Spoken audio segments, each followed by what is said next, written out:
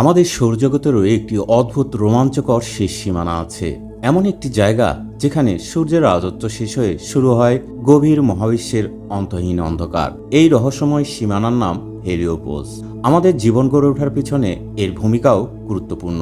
সূর্য অবিরাম কোটি কোটি প্রোটন এবং ইলেকট্রন মহাকাশে ছড়িয়ে দিচ্ছে। এই প্রবাহ একটি বিশাল অদৃশ্য বুদবুদের মতো আমাদের পুরো সৌরজগৎকে ঘিরে রেখেছে। একে বলে হেলিওস্ফিয়ার। এই সীমানা কিন্তু স্থির নয়। সূর্যের ভেতরের ঝড় এবং বাইরের মহাজাগতিক চাপের কারণে এটি প্রতিনিয়ত ওঠানামা করে। তবে গড়পড়তা এটি সূর্য থেকে প্রায় 1800 কোটি থেকে 2200 কোটি কিলোমিটার দূরে অবস্থিত। হেলিওপোজ আসলে আমাদের সৌরজগতের এক পরম বন্ধু, এক অদৃশ্য ঢাল। মহাকাশের মারাত্মক সব ক্ষতিকারক কসমিক রশ্মিকে এটি ভেতরে ঢুকতে দেয় না। মানুষ কি সেখানে পৌঁছাতে পেরেছে? হ্যাঁ, নাসার পাঠানো ভয়েজার 1 এবং ভয়েজার 2 এই সীমানা পেরিয়ে এখন ইন্টারস্টেলার স্পেসে, অর্থাৎ নক্ষত্রদের মাঝখানের মুক্ত আকাশে বুক ফুলিয়ে ঘুরে বেড়াচ্ছে। তারা আমাদের পাঠানো প্রথম দূত। এরকম রোমাঞ্চকর তথ্য পেতে সাথে যুক্ত থাকুন।